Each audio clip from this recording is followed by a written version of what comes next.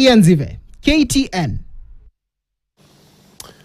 Mwenyekiti wa chama cha ODM Gladys Wanga ambaye pia ni gavana wa Homa Bay amesema chama hicho hakitagawanyika licha kuibuka kwa makundi ya Linda Ground na Linda Mwananchi. Wanga aidha ameshtumu kambi ya Linda Mwananchi kwa uasi na kumtuhumu Rais mstaafu Uhuru Kenyatta kwa kuchochea na kufadhili migawanyiko huo. Amesisitiza kwa ODM itaendelea kushirikiana na serikali kuelekea uchaguzi mkuu wa mwaka 2027.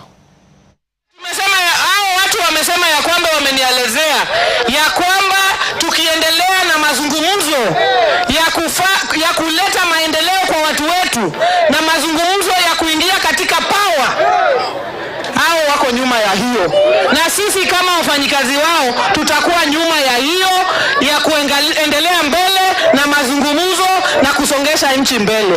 Na ile mambo ya 10-point agenda lazima tuzungumzie. Mambo ya devolution iongezwe pesa.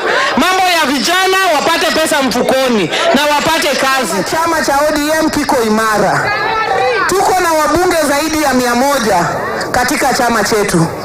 Wabunge ambao wametoka nje ni 5.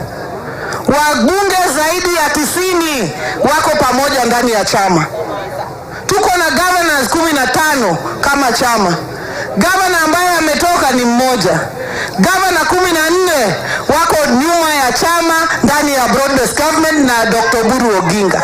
Kwa hivyo kusema ya kwamba chama imesambaratika, hatusemi ukweli.